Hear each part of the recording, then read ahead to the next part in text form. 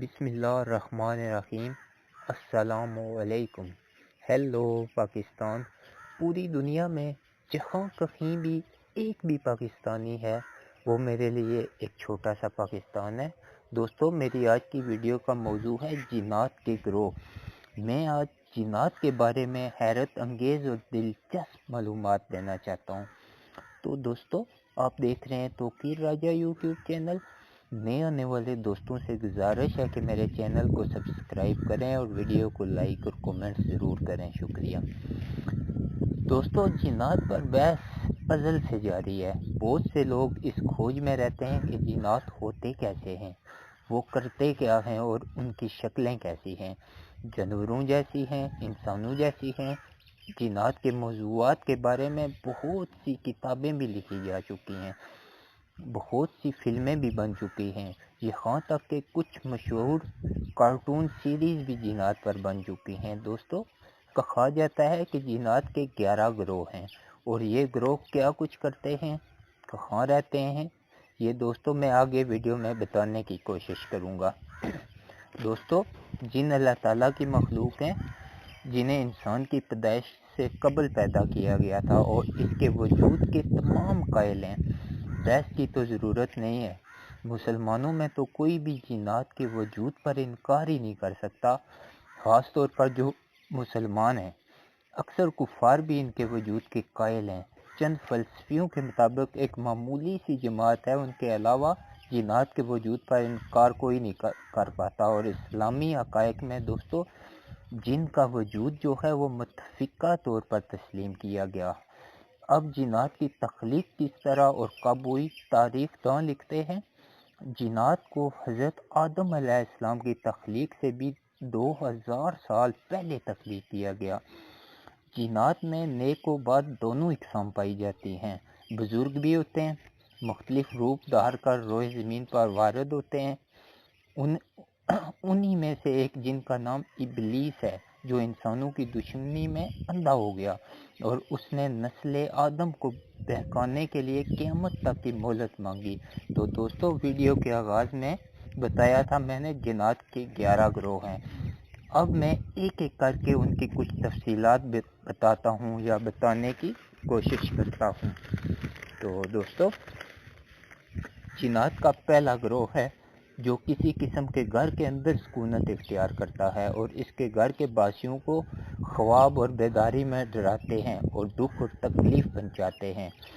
दुनिया के हर शहर में कोई ना कोई ऐसा घर और मकान ज़रूर होता है जिनमें जिन्नात रहाइश पजीर होते हैं। ऐसे मकान और घर को आम तौर पर असेब ज़दा कहते हैं। ये घरों और मकानों की बरकत सिलब कर लेते हैं और घरों में फसाद और झगड़े पैदा करते हैं और घर में रहने वाले अफराद के दरमियान तफरका अदावत पैदा करते हैं। सिफली अमलीन जो इस ग्रोह की मदद से अपने काम करवाते हैं।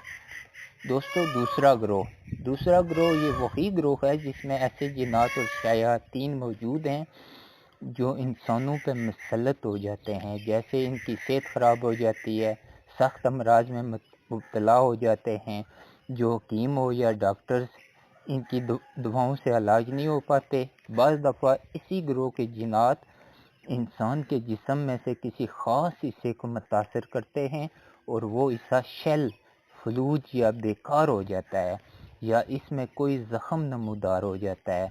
बाज़ औक़ात जब ये जिन इंसानों पर मुसल्लत होते हैं, ये सिफली जादूगर अपने अमलियात के ज़रिए से मुसल्लत कर देते हैं। ये इंसानों को तरह तरह की तकलीफ़ में मुब्तला करके रखते हैं। इस ग्रोह के जिन्नात को तस्ख़ीर भी किया जा सकता है। हिंदुस्तान, चीन और तिब्बत के लोगों में इस किस्म के सिफली अमल बकसरत पाए जाते हैं। दोस्तों, तीसरा ग्रोह, इस ग्रोह में शामिल जिन्नात अक्सर कब्रिस्तानों में और इसके गर्दो नवाह में अपना बसेरा करते हैं। ये जिन्नात ज़िंदगी में इंसानों के हमरा रहने वाले तिबी या हमजाद भी होते हैं। ہندوؤں میں یہ عقیدہ عام طور پر پایا جاتا ہے کہ مرنے کے بعد انسان کی بھوت بن کے مردے کے عزیز و اقارب پہ بعض دفعہ مسلط ہو جاتی ہے۔ اس لیے جب یہ لوگ مردے جلانے کے لیے جب کبھی مرگٹ میں جاتے ہیں تو اپنا لباس اور حلیہ تبدیل کر کے اس قدر مبالغہ کرتے ہیں کہ اپنے بال، داڑھی، مونچھیں سب کچھ مون لیتے ہیں تاکہ موت کے بعد ان کے عزیز کی روح ان کو پہچان نہ سکے۔ دوستو، چوتھا گروہ شیاطین اور جنات کا یہ گروہ اجڑ شاپس میں یا بجری کے آس پاس منڈلاتا ہے، جانوروں کے خون اور ہڈیوں وغیرہ سے اپنی غذا حاصل کرتا ہے۔ دراصل بات یہ ہے دوستو، جنات ہڈی، خون، گوبر، کوئلہ وغیرہ کو کھاتے نہیں ہیں، بلکہ ان سے فاسفورس اور خارج ہونے والے گیسز ہیں، ان میں ان کی خوراک ہوتی ہے۔ اس وجہ سے ایسی جگہوں پہ جانوروں کے ذبح خانوں وغیرہ میں اس گروہ کے جنات آتے ہیں اور بعض دفعہ انسانوں کو تنگ بھی کرتے ہیں۔ پانچواں گروہ دوستو، جنات کا یہ گروہ پرندوں کی طرح ہوتا ہے، ہوا میں چکر لگاتا رہتا ہے۔ اس گروہ کے جنات اکثر حضرت سلیمان علیہ السلام کے تخت کو اٹھائے رکھتے تھے، اور اس قسم کے جنات کو اگر تسخیر کر لیا جائے تو یہ اپنے عامل کو مختلف ممالک کی سیر کراتے ہیں، اور اس گروہ کے جنات کا عامل ہوا میں بھی اڑ سکتا ہے۔ کہا جاتا ہے دوستو کہ تبت کے علاقے میں اس قسم کے عامل پائے جاتے ہیں۔ دوستو، چھٹا گروہ، اس گروہ کے جنات کسی بھی شخص پہ مسلط ہو جائیں، وہ مریض انگارے کھاتا ہے، شعلے اگلتا ہے، اور پھر ان جنات کے عامل آگ میں گھس جاتے ہیں اور آگ سے کھیلتے ہیں اور صحیح سلامت باہر نکل آتے ہیں۔ یہ جن اگر کسی مرد یا عورت میں مسلط ہو جائے تو اسے سخت دردناک عذاب میں مبتلا کر دیتا ہے۔ ایسے مریض 24 گھنٹے بھی غسل کرتے رہیں تب بھی ان کا جسم آگ کی طرح جلتا ہے۔ دوستو، ساتواں گروہ، اس گروہ کے جنات اکثر جنگل، باغ، کھیتوں اور جھاڑیوں پر بسیرا کرتے ہیں۔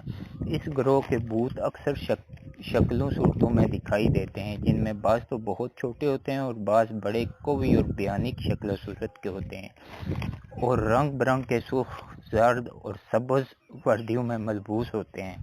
جو لوگ جنگل میں درخت کاٹتے ہیں بعض دفعہ اس قسم کی جنات کے اسیب میں بھی آ جاتے ہیں۔ آٹھواں گروہ، یہ جنات یا شیاطین کا وہ گروہ ہے جو جوان مرد، لڑکیوں اور عورتوں نیز خوبصورت کنواری یا جوان لڑکیوں پر مسلط ہو جاتے ہیں، اور اس گروہ کے متاثرہ مرد اور عورت کا علاج کرنا ذرا مشکل ہوتا ہے۔ اللہ تعالیٰ اس قسم کے جنات سے ہر ایک کو محفوظ رکھے، آمین۔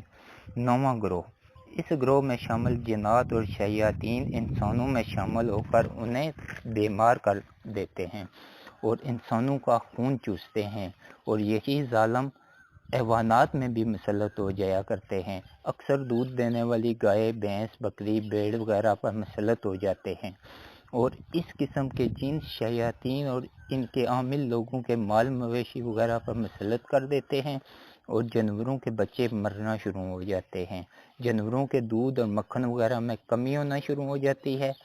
اس قسم کے جنات کا بڑا اثر و رسوخ ہوتا ہے۔ دسویں گروہ میں شامل بتوں اور مورتیوں میں گھس کر لوگوں میں بت پرستی کے مشرکانہ رسم و رواج کا موجب بنتے ہیں۔ اس قسم کے جن شیاطین طرح طرح کے مکر و فریب سے اپنے پجاریوں کو اپنی پرستش میں پھنسائے رکھتے ہیں، اور جب کبھی ان کے پجاری ان کو سلام سجدوں میں کوتاہی کرتے ہیں، یہ جن شیاطین ان کے گھر والوں پہ مسلط ہو کے انہیں دکھ پہنچاتے ہیں، ماسک چڑھاوے طلب کرتے ہیں، قربانیاں مانگتے ہیں۔ اس کی مثال کلکتہ کی کالی دیوی اس معاملے میں دوستو بڑی مشہور ہے۔ یہ چڑیل دیوی ہے، اپنے پجاریوں سے انسانوں کی قربانی طلب کرتی ہے۔ اس کی خوفناک اور ڈراؤنی سیاہ صورت جس کے گلے میں انسانی کھوپڑیوں کی بڑی مالا پڑی ہوئی ہے۔ 11واں گروہ دوستو، اس گروہ میں وہ شیاطین اور جنات شامل ہیں جو قائروں، ساحروں، سفلی عاملوں کے پاس خبریں لاتے ہیں یا اپنے عاملوں کے دم تویز گنڈے میں ان کی اعانت کرتے ہیں۔ ان کی وجہ سے ان سفلی